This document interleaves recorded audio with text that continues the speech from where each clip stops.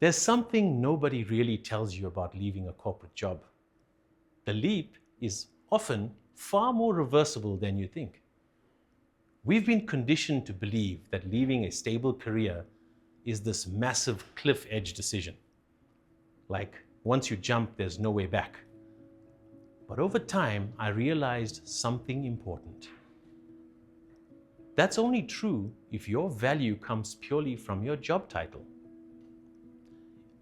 However, if you are skilled, if you are experienced, and if you've built meaningful relationships, if you know how to solve problems in your industry, then leaving a job is often called what Jeff Bezos calls a type 2 decision, a reversible decision, not a one-way door. You can walk through it, and if things don't work out the way you hoped, you can adjust course and can return. You can reinvent yourself again. I know this because I've lived it. In 2017, after nearly 20 years in corporate life, I took the leap. At that time, I was exhausted, burnt out, successful on paper, but disconnected from myself. So I walked away and started my own consulting business. And honestly, in the beginning, it was terrifying. People often see entrepreneurship through the lens of freedom and excitement.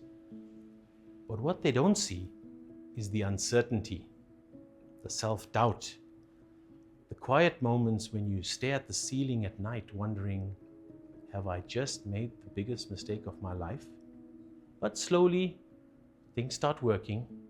One consulting project became another, and then another. And over time, I realized something powerful. The years I had spent building relationships and solving problems in my industry had value beyond my corporate role. Clients weren't hiring me because of my business card. They were hiring me because of my experience, my judgment, the trust, my results. And that's changed the way I saw risk forever. Because I realized my real security wasn't my salary, it was my capability. It was my reputation. Now, don't get me wrong. I'm not saying everybody should resign tomorrow and follow their dreams. That's not reality. Responsibilities are real. Families are real. Financial pressures, real.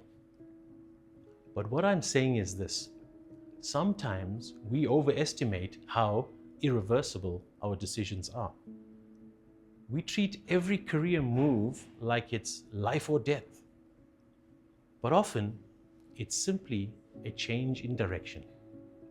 And here's the irony. The people who usually have the most options in life are the ones who feel the most trapped. Experienced professionals, senior leaders, highly skilled people, people with years of knowledge and networks behind them. Yet many stay stuck because they're convinced that there's no way back if things fail out there. But there usually is. Maybe not immediately, maybe not perfectly, but skills travel, your relationships travel, your reputation travels. That's what gives you resilience. And looking back now, I realize the biggest thing I had to overcome wasn't risk. It was my addiction to certainty. That monthly salary, that predictable structure, that illusion that certainty equals safety. But sometimes certainty can quietly become a prison disguised as stability. And once you finally take that leap once, something shifts. Psychologically, you realize the world doesn't end. You adapt, you learn, you evolve.